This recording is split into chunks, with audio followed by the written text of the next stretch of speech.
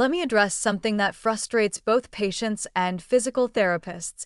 Sometimes all the ergonomic corrections, stretches, and strengthening exercises in the world don't resolve chronic office pain. And the reason is often that we're treating the wrong problem, or more accurately, we're only treating part of a complex problem. The biopsychosocial model of chronic pain explains this. Pain doesn't result purely from tissue damage.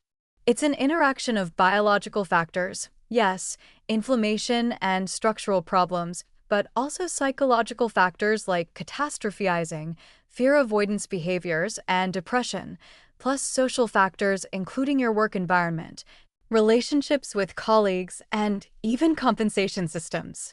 When treatment focuses only on the biological component, it often fails because the other contributors remain unaddressed.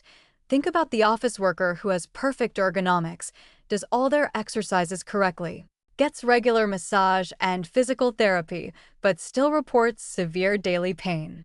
We need to screen for psychological contributions. The pain catastrophizing scale identifies patterns of negative thinking about pain, believing it's terrible and will never improve, constantly ruminating about pain. The fear avoidance beliefs questionnaire reveals when people restrict activities not because of actual physical limitations, but from fear of making pain worse.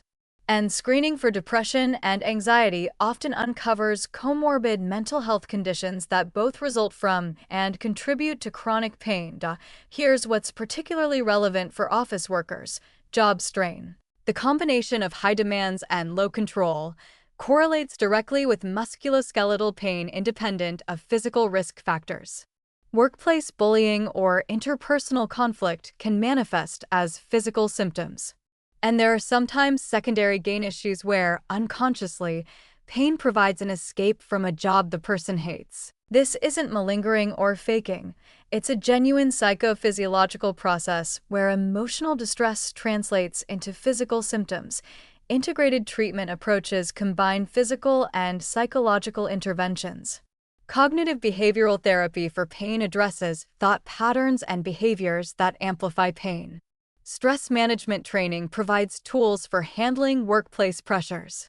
Mindfulness-based pain reduction teaches different ways of relating to pain sensations.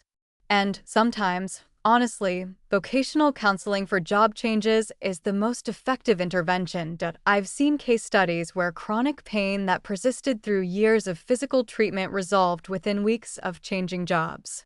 Seriously, people who had failed every medical intervention improved dramatically just by removing themselves from toxic work environments. This doesn't mean the pain was all in their head. It means the work environment was creating genuine physiological stress responses that manifested as pain. The challenge is that our healthcare system struggles with biopsychosocial approaches. Insurance covers physical therapy more readily than psychological interventions for pain. Appointments are brief, focused on physical findings, with little time for psychosocial assessment. There's often stigma. Patients feel dismissed when psychological factors are mentioned, as if doctors are suggesting they're imagining their pain. But here's the thing: acknowledging psychological components doesn't invalidate your pain.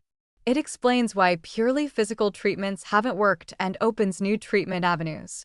Your pain is real. The tissue changes are real. The psychological and social factors amplifying those signals are also real. Addressing all components gives you the best chance of improvement.